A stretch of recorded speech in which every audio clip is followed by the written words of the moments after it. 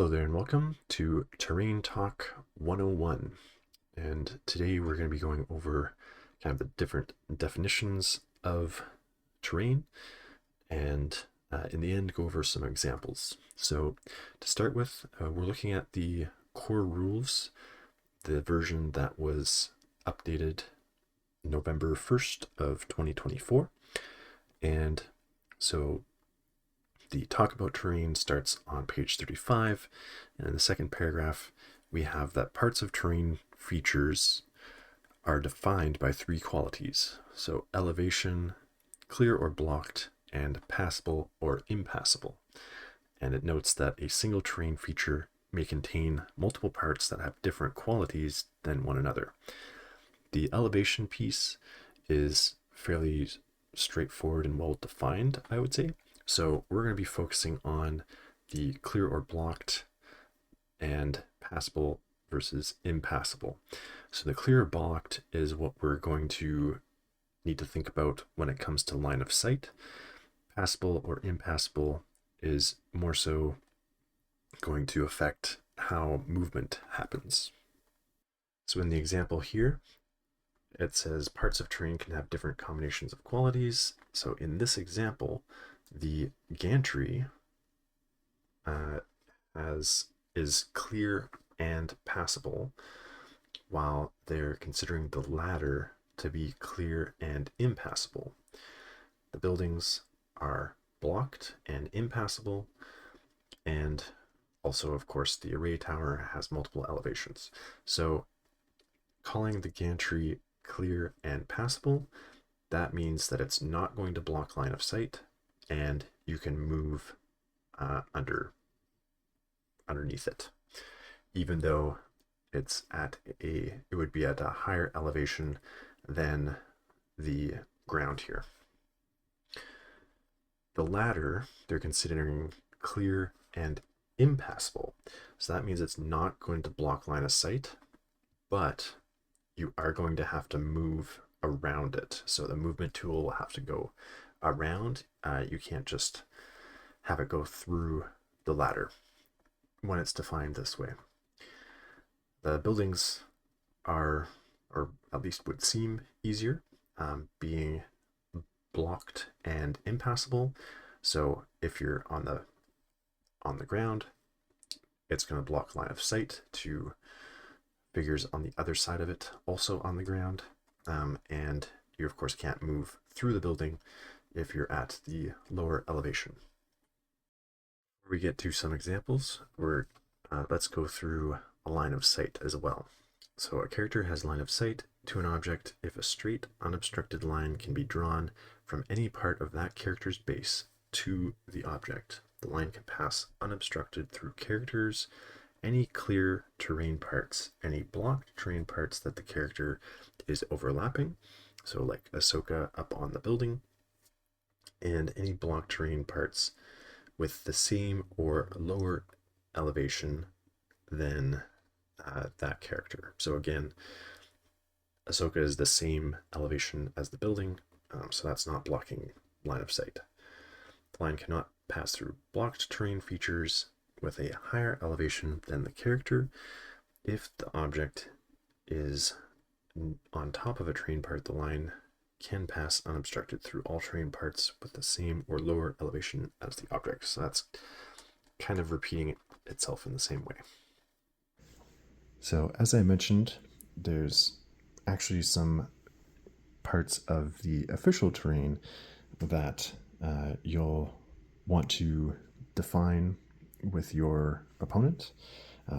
Local groups tend to kind of find what their intuitive way of defining things is. So in your local tournaments, you may not feel the need to define this up front, but as more people go to different grand tournaments and there's kind of mixing of different local groups, other groups may have different ways of playing the game and looking at our terrain. So it's important to go over that at the beginning of the game. So in this case, recall that a terrain feature can have multiple parts.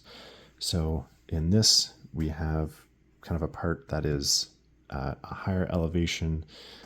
There's this piece here that's not another full elevation difference, but another piece or part of the terrain. And then we've got these little parts sticking out here. So if you were to define this piece as all being one terrain piece that all shares the same properties, well then the whole piece would technically have this height be this elevation. And you would probably say that it is blocked and impassable.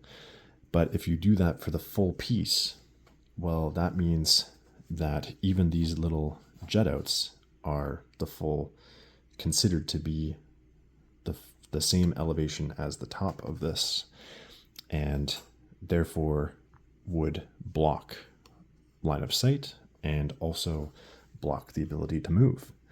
So that's why people would usually define this as parts. So this part is going to be one elevation, and this major part of the building is going to be blocked and impassable. So Fluke's over here, obviously there's no line of sight. But then with these parts, you would have this as a different piece, and you could say that this part is clear and passable.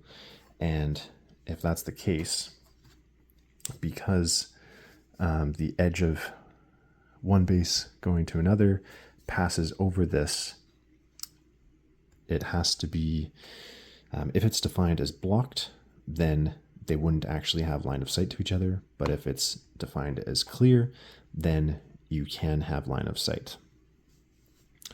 Also, if you're defining this as passable, then you could make a move where the tool just goes around this larger part of the building and over top of it. But if you're calling it impassable like the rest of the building, then you would actually have to move around it and couldn't go over top. This is also the case for this 3 printed piece of terrain. Now, because it is a different elevation than the ground, but if you define this whole thing, the whole area of the base, as being the same, you consider it all that elevation and blocking and impassable, well then again, that means that you have to move around the entire base of it, or be able to see, make a line around the base of this. So you could define this as being this part with the column is a higher elevation, blocked and impassable, but this lower portion is clear and passable, which would allow you to make a move over top of the base, but around the column part of it. Another thing that comes up is people have added little 3D pieces or different ladders, and so they actually stick up above the platforms, and so therefore they could be seen as something that you, if you're doing shoves or something, that the model would bump into and have to stop. But because people are adding these as a way to make the ladders more stable, sometimes, you know, it's just about the function of keeping the ladder stable. And so you and your opponent may not want to play that it's going to block shoves, because maybe all of your ladders have these, and so that's going to be a lot of areas where, you know, where now these are blocking shoves, because if that was the case, she basically has to be shoved that way and could not be shoved in any any area over here. So with this other piece of 3D printed terrain, it has little sections of the roof that are hanging over. And so you would probably line of sight and movement wise define this as clear and impassable. The thing is that when you're shoving, you would consider this to be overhanging a part of terrain that it can't sit on, and that would make you pull it back to the edge, to the portion where you could sit.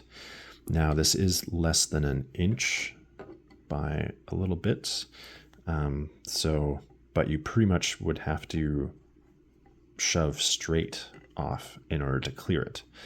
So if this seems like something that would be a pain for you and your opponent, especially if there's a lot of this on the board, then you may want to agree with your opponent beforehand that no, you can, as long as it's shoved off of this portion of the roof, that you can fall down onto the ground here.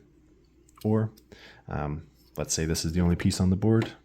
You're gonna say, no, we're gonna make this stop the shoves, and so you're gonna have to shove them to the edge and then shove them either a different direction or straight in order to shove them off. But you want to agree on that before the game begins, because you don't know who that ruling is going to favor once you're in the game. So you don't want to be making that decision when you know who that is going to favor. Now another piece is the high ground terrain piece. So this part of the tower, there's an opening for the door. It's not wider than a base, so generally, I guess in my local play group, we would say that you can't be shoved through it because your base is bumping into it. I've seen this online as well, where people are kind of considering that if you're not passing through the door, it's probably closed. So they consider this whole piece to be blocking when it comes to line of sight. So considering it all to be the height of the top, and therefore to have at least a bit of a high elevation line of sight blocker on the board. But this portion of the door they consider passable for the purposes of movement, because let's say the character would be actually using the door and therefore actively opening it in order to use it. But that is a common piece of terrain where you're going to want to agree with your opponent on how you're handling that door. Now, these are just a few examples, some common ones from the core box and other official terrain, as well as some 3D printed examples. And so hopefully this gives you enough to apply to whatever table you may end up at that may have some mixture of both. And keep these things in mind in order to talk to your opponent beforehand about the terrain, and know what kind of to look out for, so that you can agree on something before your game starts, so that there's no feels bad moments when you get partway through the game and one of you assumes that it's going to be defined one way, allowing you to, say, make an attack, while the other person is defining it a different way. That would mean that you can't make the attack. So thank you for watching. Enjoy any grand tournaments or other large events that you're going to, and I'll see you next time.